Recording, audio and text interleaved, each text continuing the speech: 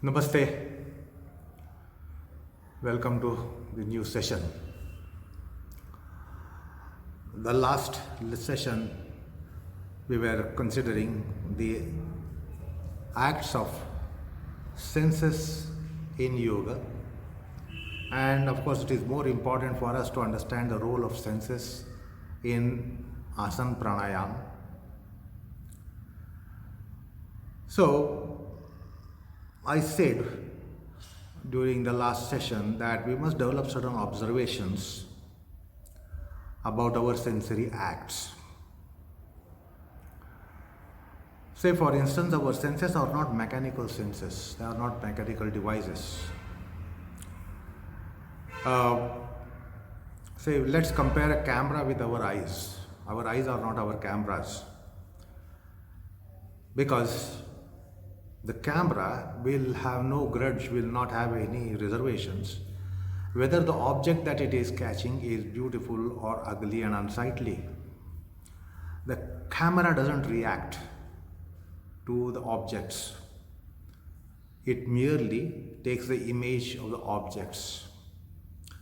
The camera will not resist to be snapping any unsightly object and only wanting to go for beautiful objects, bewitching objects. So that's how the mechanical devices work. A tape recorder, for instance, if we compare ears with tape recorder or sound recorder, the sound recorder will not have any reservations, hesitations, discriminations. It will register, record any sound, be that sonorous or very, very troublesome noise and sound and very bad voice. The tape recorder and our ears, you should not be comparing, they are incomparable. The tape recorder doesn't have any grudge, reservations, etc., prejudices, whether the voice is sweet or not sweet or very troublesome, unsonorous, it will record the sound. So mechanical devices work like that. So it is not right to have or correct to have a mechanical view of our senses, saying that these are our cameras, these are our sound recorders, etc. There is subjective entity influencing all those. So this point is to be noted here. How the eyes function, how the ears function, it depends upon not only objects but the subjective substrate that the senses have. That's why I said we must have an observation. How do we have a visual act? When the object is beautiful, object is steady, beautiful, moving, beautiful, bewitching, or the object unsightful, so the eyes will function differently, unlike a camera. Do you follow? So I said we must have observation to understand the aspect of the sensory acts. We need to have these observations. How do we sight something that we don't want to sight but it is falling on our eyes? Or something that is unsightly, when we don't want to see, we are seeing. How do we see? We want to see but we cannot be seeing. How do we try to see? So about the ears as well.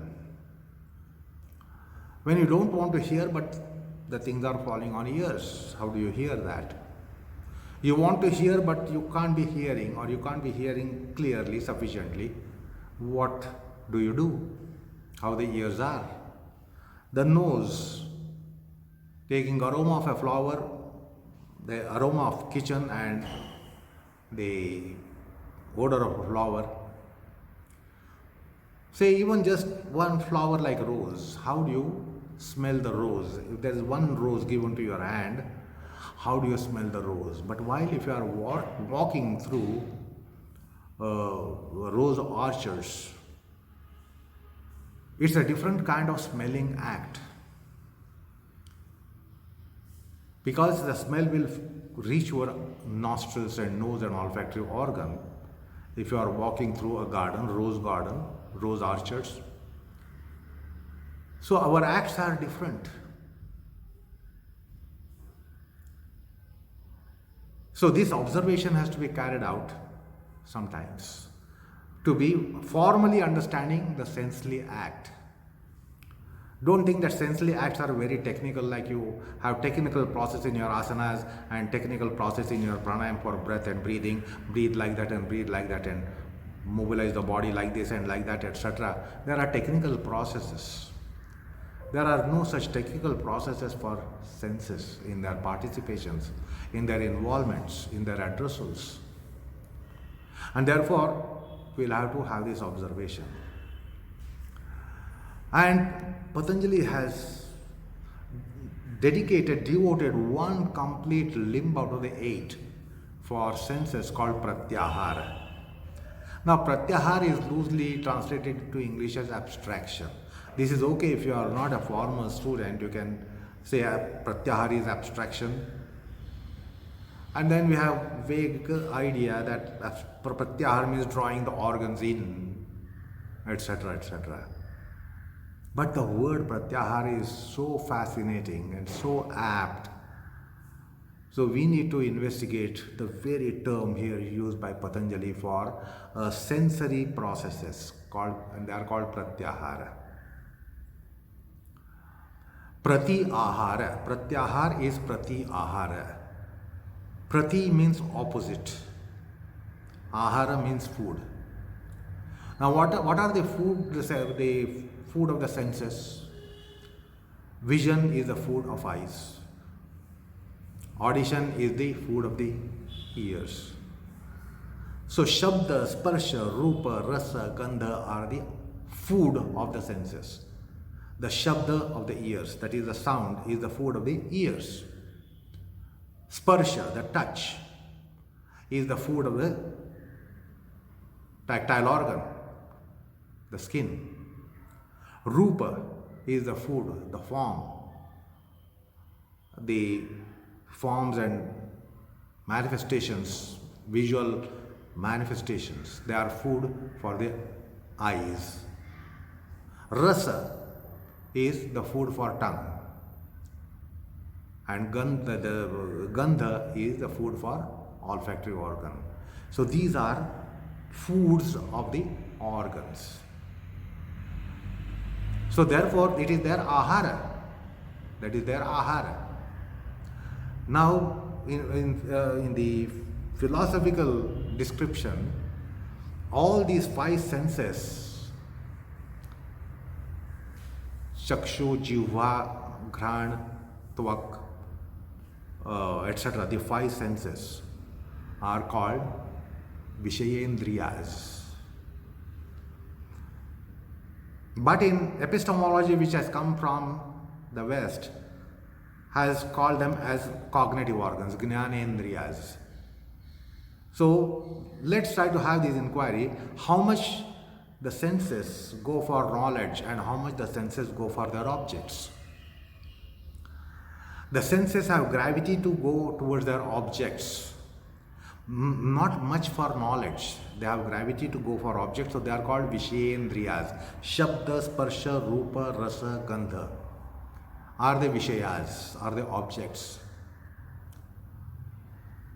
And the senses, therefore, are Vishayendriyas. But in epistemology, the philosophy, again, they are called Jnanendriyas.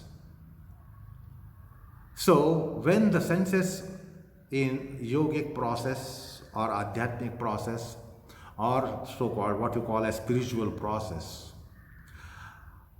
what do you do for spiritual process?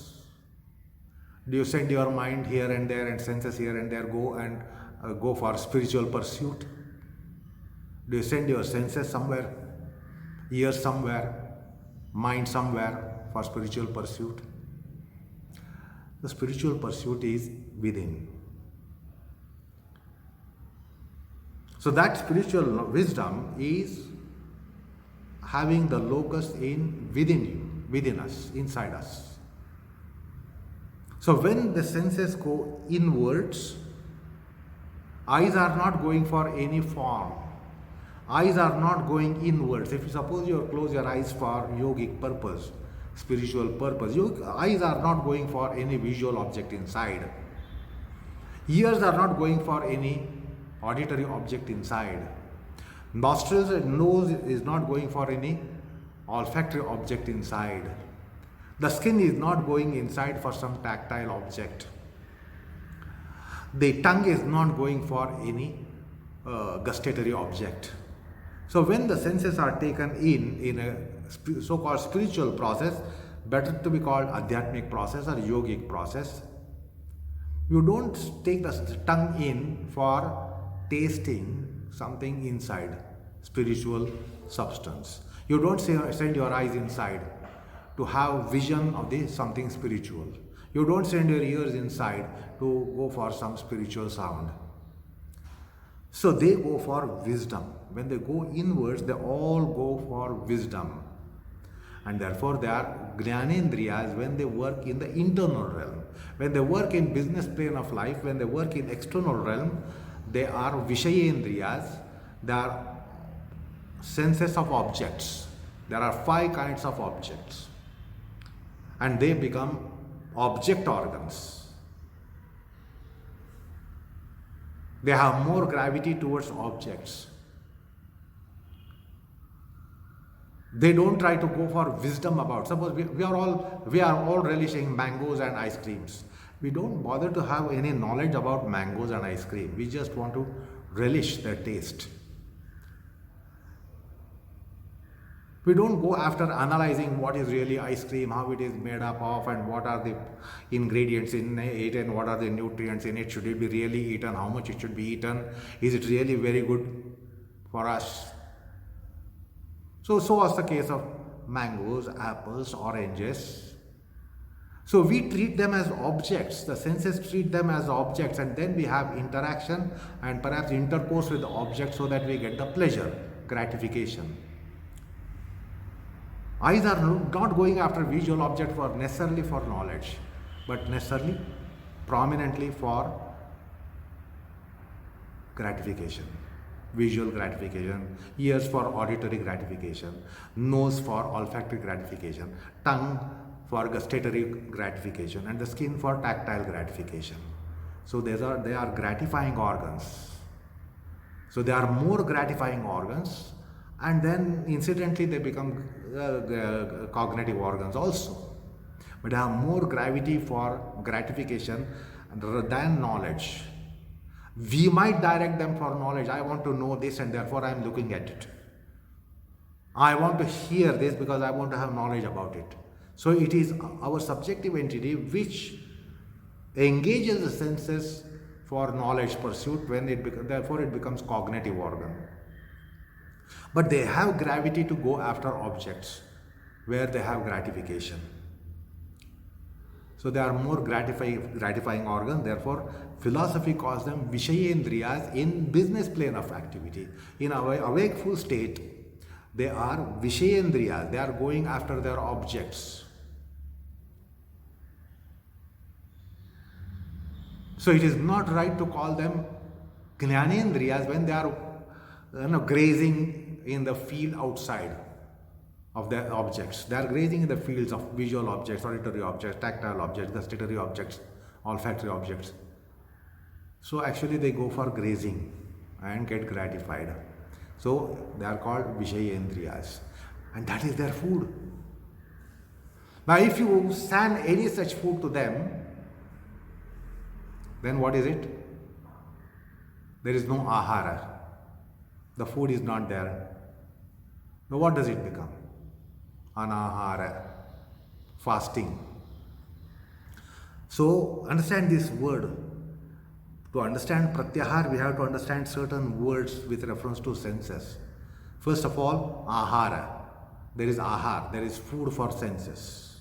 Like you say, food for intelligence, food for mind, food for heart, food for emotions. There is food for senses, that is ahara. Now this ahara can be coming in different grades and different qualities. If you overeat, The word is atyahara. Atyahara. Ahara, atyahara. If you take discrete and say in a moderate way the food, then it is called alpahara. So ahara, alpahara, anahara, upahara. So with regards to food, these terms are there. And then there is another inflection with a prefix called prati, pratyahara. So to understand pratyahara in educative process, we must identify what is ahara, what is anahara, what is atyahara, what is upahara, what is alpahara. And then we qualify to understand what is pratyahara. So atyahara means overeating. Alpahara means undereating. Upahara means incidentally, munching something. Anahara means fasting.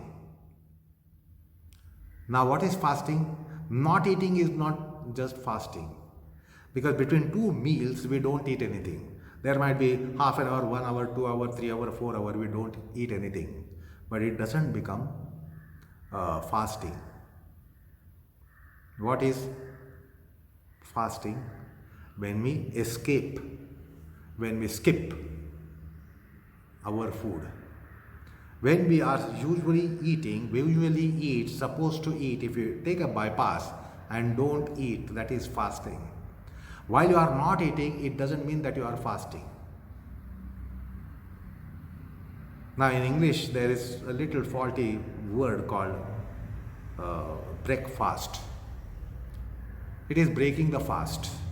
If during the night time, if you are sleeping and therefore that is not really fasting, just because you are not eating during your dormancy, it doesn't mean that you are really fasting. What is fasting? You are taking a bypass, you are not eating food when you are scheduled to take a food, or when you should be taking food, or you may take food, usually you take food. If you escape, if you skip your lunch, then you can say, I have fasted. If you skip your dinner, you can say you have fasted. Just because you have not eaten, it doesn't mean that you are fasting. So, the word that has come into English and is vogue and is convention, there is a fault. You don't really fast at night. You only don't eat at night just because you are fast asleep, or you want to sleep, or you want to be sleeping. So, anahara means to fast. So if you don't give the food to the senses when they should be given, when they are wanting, when they need, when they should be given, they are scheduled to be given, if you don't give, then that is called anahara. There is fasting for senses also. So these are very interesting concepts and terms which we have to understand to be understanding pratyahara. Ahara, food. Atyahara, overeating, over gratifying. Alpahara, discrete or under eating, eating less. Anahara, not eating. Anyahara. Anyahara means eating what you should not be eating. Many times we eat what we should not be eating. We don't eat usually. We are not supposed to be eating, and we usually don't eat it, but then we have eaten it. When you consume poison, that is eating poison. Now that is anyahara. That is not food. It is not food to your system. It is not food to the corporeal. It is going to work the other way. That is anyahara. What we should not be eating, if you eat that, it is anyahara. Now pratyahara is a kind of food. It is not that the senses will be fasting during pratyahara. In a spiritual act, when the senses are not working as Vishendriya, when the eyes are not going after the visual object, ear not going after auditory object, nose not going after olfactory organ object, tongue not going after gustatory object, skin not going after a tactile object, where do they go? What do they do? So it is called pratyahara. It is not opposite food in the sense food and poison. Food and poison are in opposition of each other. What is the poison is not something that is not food. It cannot be food. But then what is pratyahara? So when the senses are taken inwards in yogic process, they are engaged somewhere. They are not fasting. They are not going for upahar, anahar, etc. No, but there is a kind of ahara. They are going for a kind of food which is opposite of the food. They take it when they are part of the embodiment which is made up of flesh. That's why the word pratyahara. So therefore, ponder over the various aharas which I just now spoken about. Now when the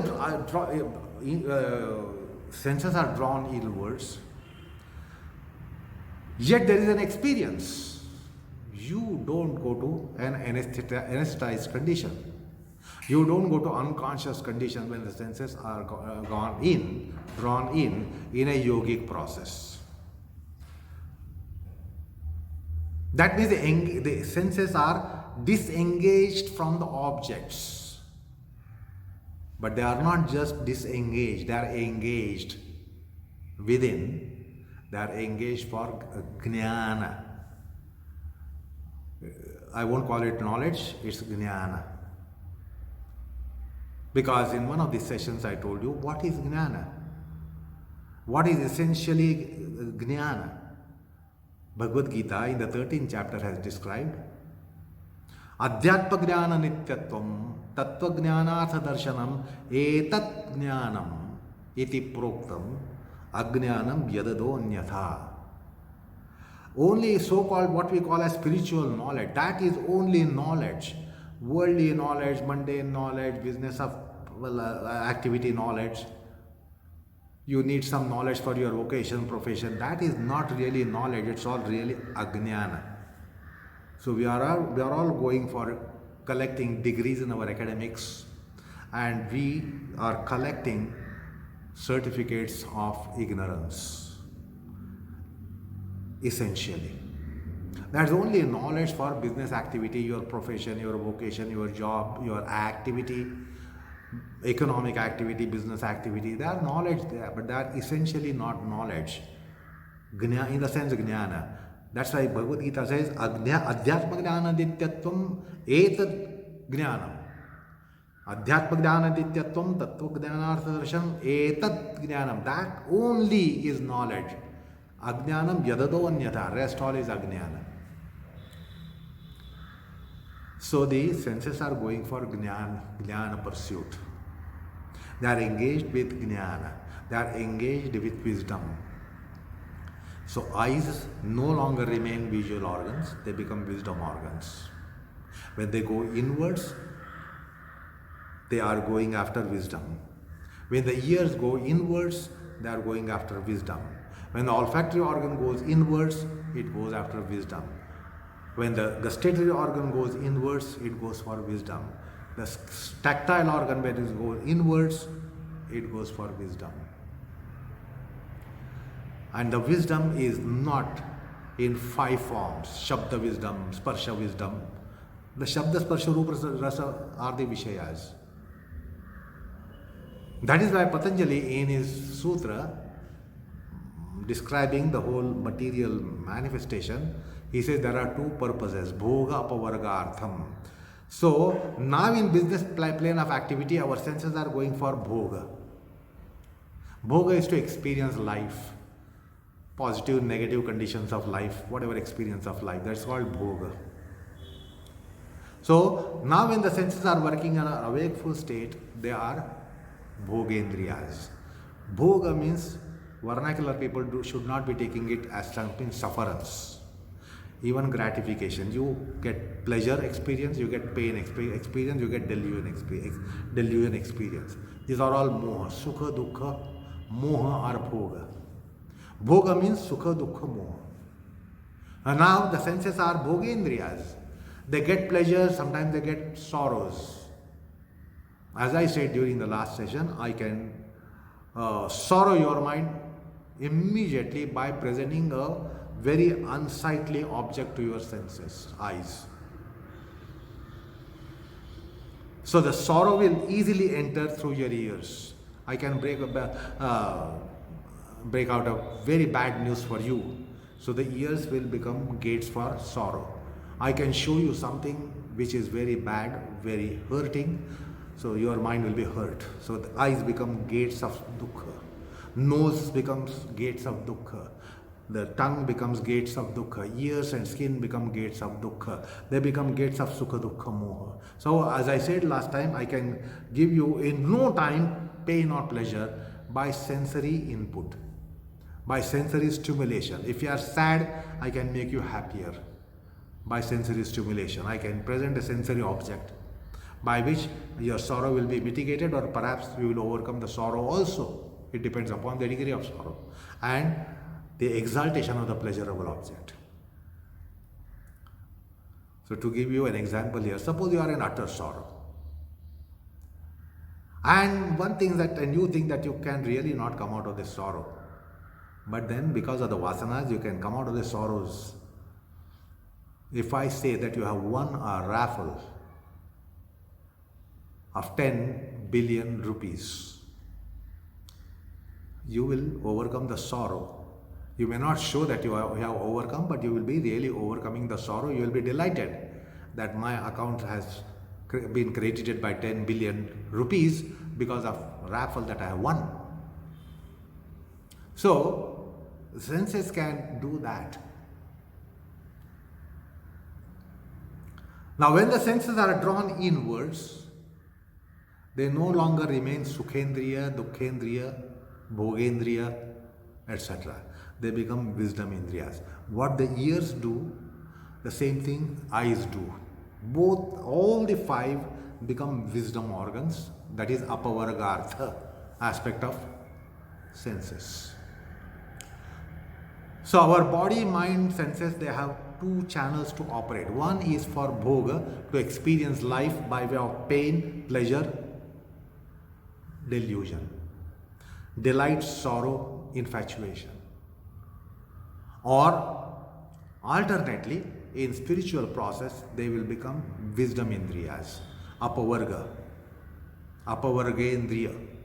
So they all go for one object. The five senses don't go behind one object. Five senses go after five objects. But when they, in the internal realm, they go for one object. Their one object is apavarga. Their one object is spiritual wisdom. So in yoga, we open out that channel so that senses are weaned away from their usual interaction with the vishayas, sensory objects, and now they are doing some function internally. And the internal function is apavargartha, that is pratyahara. It is not just drawing the senses inwards, because that is the notion of popular mind, that pratyahara means to draw the senses inwards, like tortoise draws the senses inwards. It's just to draw in senses inwards. You can draw the senses inwards, but yet senses can go after objects, which happens in dream. Suppose in dream you get elephant. The elephant in dream is a virtual reality, is not actual reality.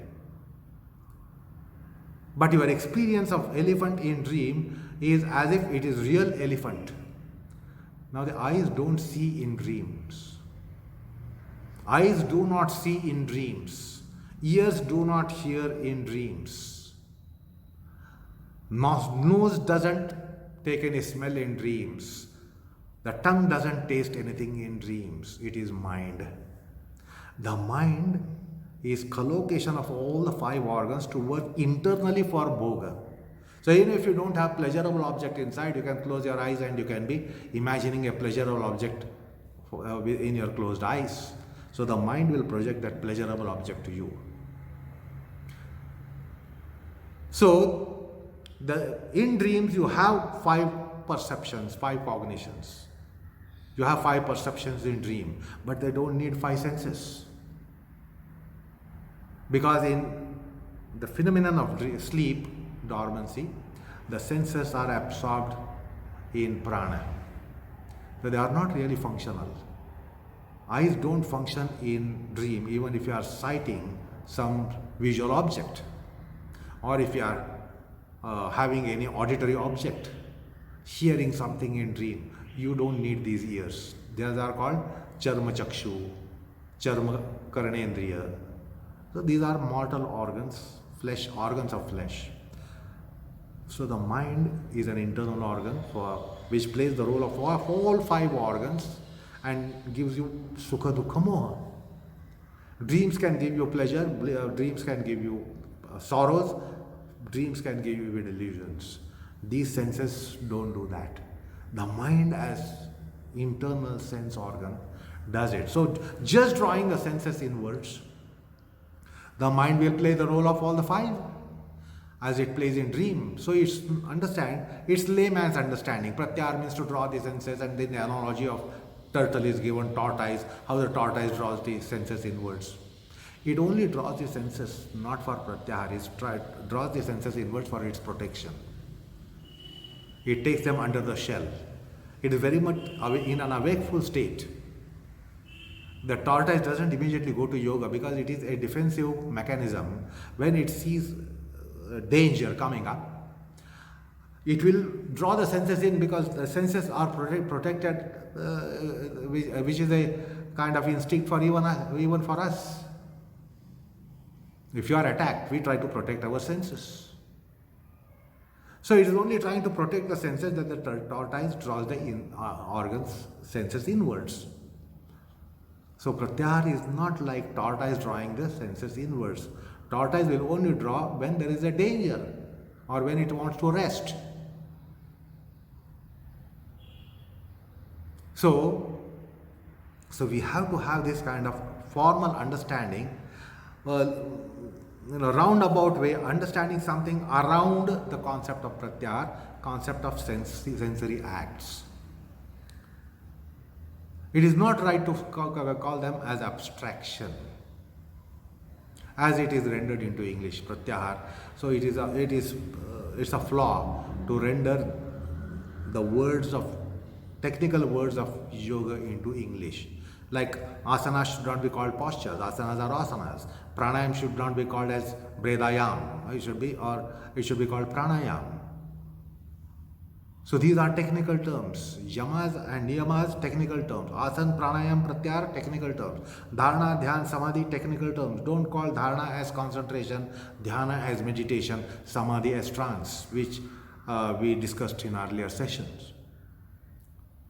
So pratyahara is pratyahara. It is flaw to translate that into English as abstraction.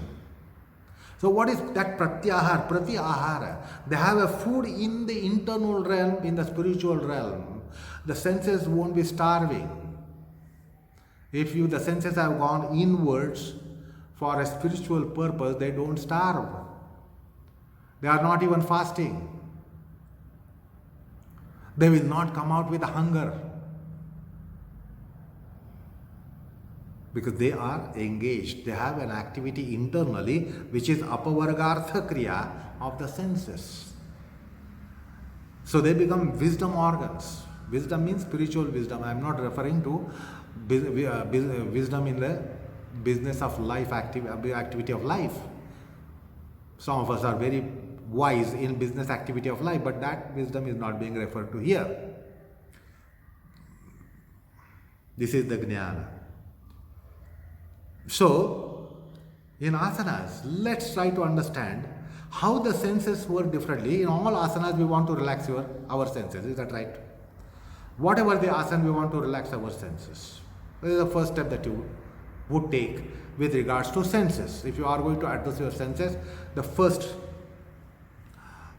condition that you will look for that your senses are relaxed, or at least, or even earlier step, that senses are not tensed, stressed. So you will take precaution there that my senses have got stressed, my eyes have got stressed in my Vrishchikasana, Kapotasana. Let me overcome the stress and tension in the eyes.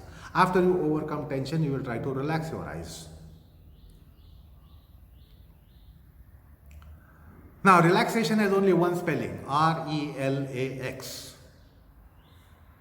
But understand, we will be introduced to a huge kind of spectrum of relaxation. How? How do you relax your eyes in Shirshasana? If you relax your eyes in Shirshasana, what are the characteristics of relaxation? What is that? How do you experience eyes relaxed in Shirshasana? Eyes relaxed in Sarvangasana, eyes relaxed in Trikonasana, eyes relaxed in Paschimottanasana, Janu Shirshasana. In various asanas, it will be a different experience of relaxation. Starting from Tadasana to Viparita Shalbhasana, everywhere you will try to relax your senses. And before that, you will first see that senses are not stressed or tensed, particularly when it's a difficult posture, because your senses, the eyes will easily get stressed and tensed by difficult posture, difficult contortion, where you are uncomfortable or where you are having painful asana. So, understand the word is one. Relaxing the eyes in Shirshasana, Sarvangasana, Dhalasana, Viparidandasana, Kapotasana, Vrishchikasana, Janu Shirshasana, Marichasana, Ardha Matsyendrasana, Paripurna Matsyendrasana, Ekapada Shirshasana, Dvipada Kaundinyasana, Ekapada Kaundinyasana, Dvipada Shirshasana, Navasana, Urdhva Dhanurasana, Urdhva Hastasana, Viparita Shalbhasana. Everywhere it will be different process, different state, different effect, different consideration. Then relaxing the eyes in Shavasana, radically different. Relaxing your eyes in Pranayama, relaxing your eyes in Shavasana. Because the teachers will say relax your eyes in Shirshasana and again in Shavasana, again in Pranayama. What it means is not one and the same. Sometimes relax, this shout means overcome stress. You are tensed and overcome the tension. Now, overcoming tension is not really relaxation. If you really analytically look into the word, critically analyze the word, just not being stressed or tensed, it doesn't mean that you are relaxed. So relaxation is another state. It's another kind of, another pole. It is a journey in an opposite pole. So just undoing any tension doesn't mean that you are relaxed. To relax, you will do something else. But the word, lexicographic word, doesn't have these shades of meanings. And it is not a multifaceted. Any word is not multifaceted in language. So the meaning will be one, but what it means can be countless. So another thing to observe in your yogic practices, let me see, how do I relax my eyes? What happens if I relax my eyes in Shirshasana? Same thing if I do Trikonasana. Same thing if I do Virabhadrasana C. Same thing if I do Janu Shirshasana. Same thing if I do Matsyendrasana. In various asanas, understand the implications of the proposal. The proposal will be sounded in one way. Relax your eyes. But the process will be different. Effect will be different. Consequence will be different. So this is what the study that we have to carry out when we have to understand sensely acts. The last lesson I told you about awarenesses, how the senses are conditioners of your mind. Now you have been hearing me for last whatever half an hour, 40 minutes. Now rest of the part of my speech or talk, try to hear it from hind ears, from back of the ears. It will be different audition. It will be different culture of audition, therefore effect of audition. So hearing from 4 ears, hind ears, bottom ears, top ears, center ears, it will be different culture. So if you have carried out that observation which I said in awakeful state, hearing to the gossip which you don't want to hear, hearing the gossip which you want to hear, these are different acts. Listening to gospel that you want to hear, you are keen to hear a gospel, how do you hear? You are listening to a gospel which you don't really want to hear, how do you hear it? So these are different acts. So try to develop this observation in a wakeful state, how the senses function. Because of the different condition of the subjective entity behind, likes, dislikes, love, loathe, taste, distaste, detest, and love. So this subjective entity makes the senses work differently. And now in your yogic practices, try to understand how the senses will participate. So in asanas, in sensely acts or acts of the senses must be used. How do you use? How should you use? The senses must be addressed. How do you address the senses? The senses must be applied. There must be applications on the senses. So from Shirshasana to Shavasana, try to understand how you can use your eyes. How you should use the eyes. What should the eyes do? How should you use the eyes? How should you have applications on the eyes? Eyes applying, eyes applied, eyes addressed, eyes addressing. So this survey is important to get some essential knowledge about Pratyahar, practical knowledge of Pratyahar. How the ears will be working. You may not be hearing in Shirshasana Sarvangasana, but yet ears have some act. And that's why there is figurative expression. Between the 2 ears, you should be sound. In 2 ears, if you get sound, it is not a comfortable state. It's a disease and you will be harassed and tormented if you get sound in the ears. So sound in the ears is not a good condition. It's a disease. It's an uncomfortable condition. But it should be sound within the ears. Why? What is that? So similarly, the ears.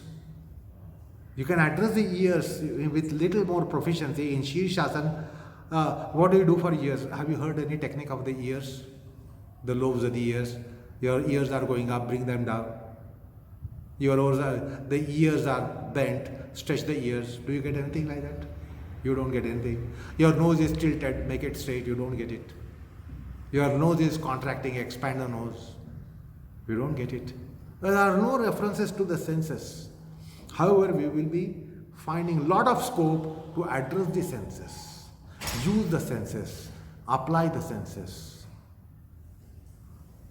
Senses can be applied, senses can be applying. Ears, there can be applications, ears can be applying. Eyes can be having applications, eyes can be applying.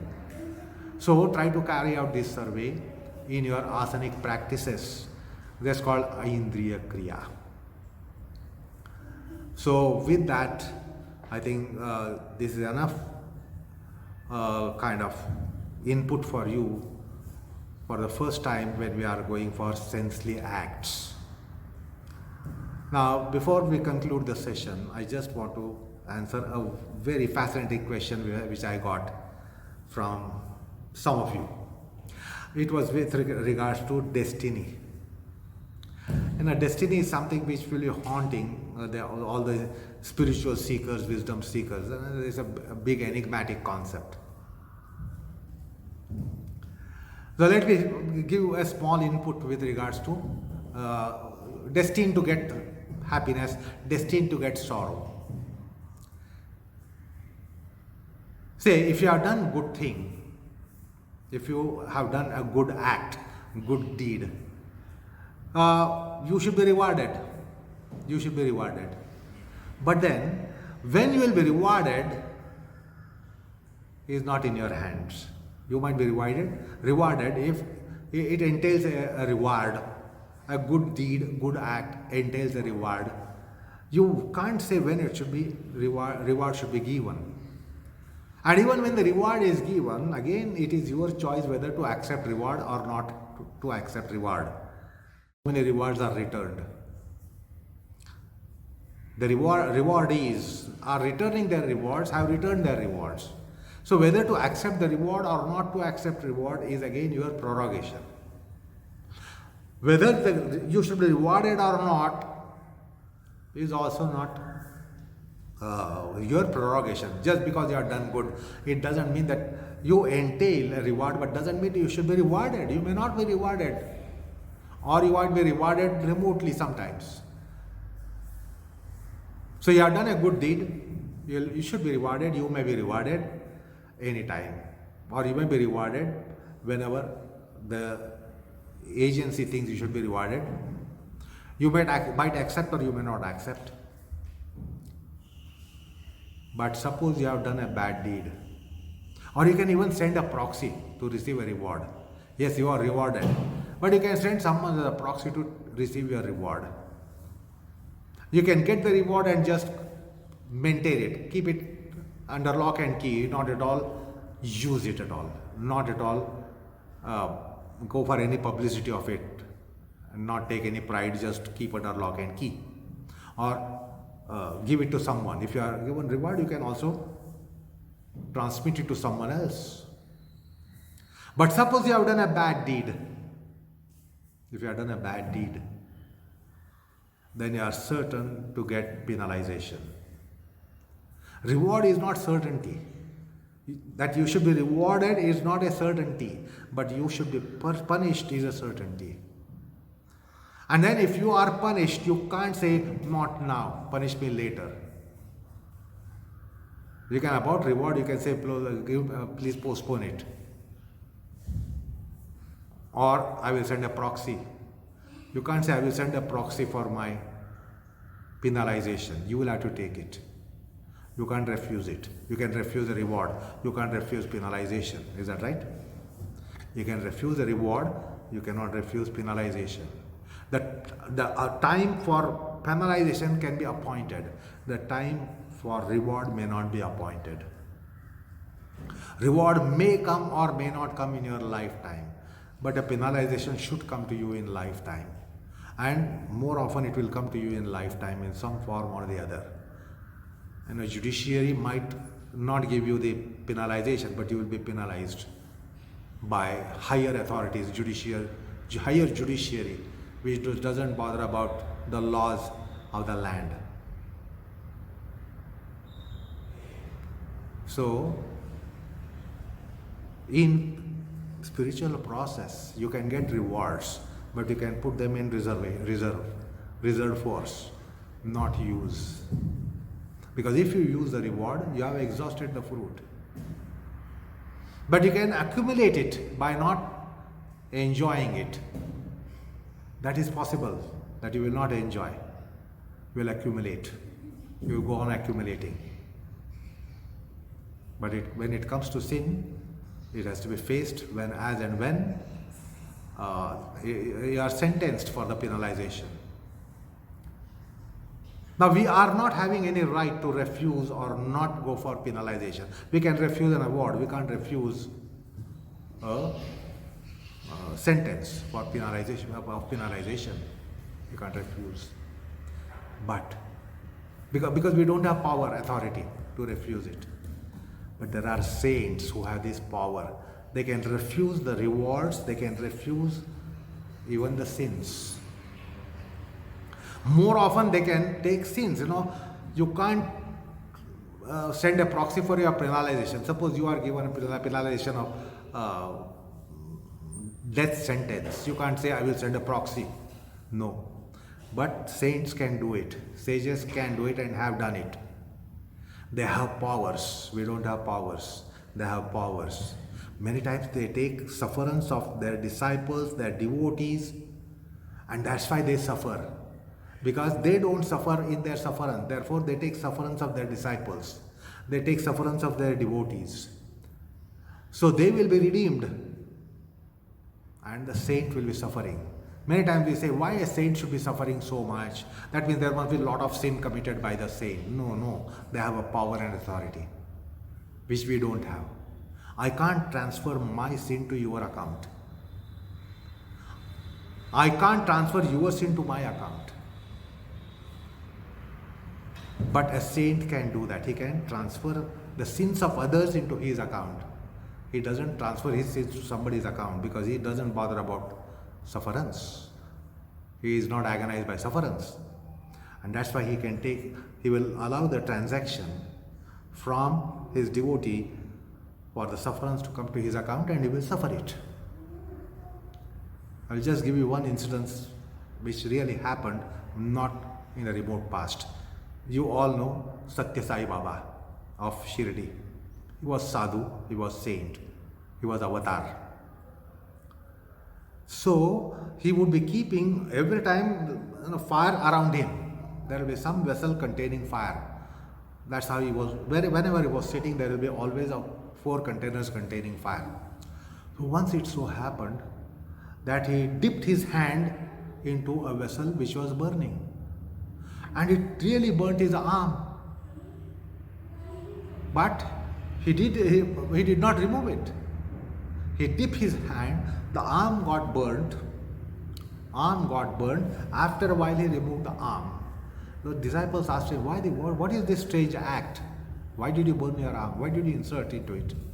He said, I wanted to pick up a baby of my devotee who had contacted fire. So to pick up the child from the fire, I dipped my hand, because unless you put your hand into fire, you can't remove something from the fire.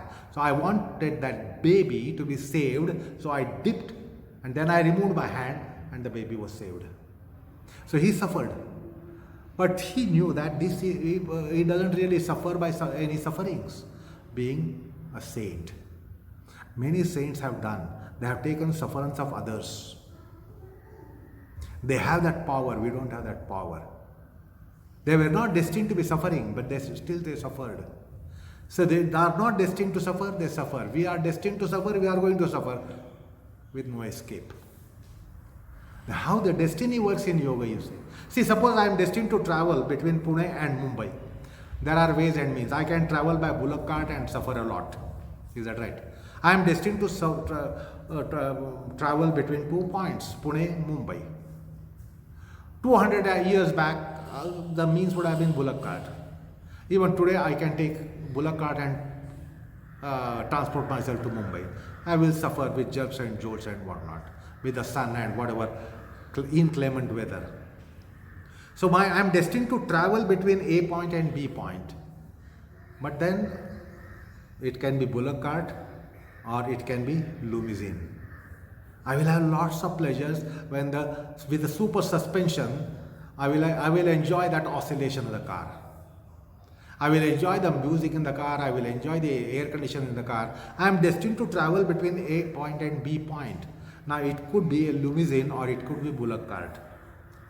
So in spiritual process, destiny is there, but you are given a limousine rather than make you go by bullock cart. So destiny is there, but it doesn't mean that by destiny you must be suffering. There is supposed to be suffering. So that's how we are insulated by spiritual processes. We don't suffer where usually anyone suffers. Will be suffering if we do not have that kind of protective gear of spirituality in us. So in Adhyatma, you don't escape destiny. However, you don't suffer, even if destiny is of sufferance. There are so many things in Karma Siddhanta, so this all just occurred to my mind is somebody's inquisitiveness, so I gave this input. So with that we end this session. Thank you very much.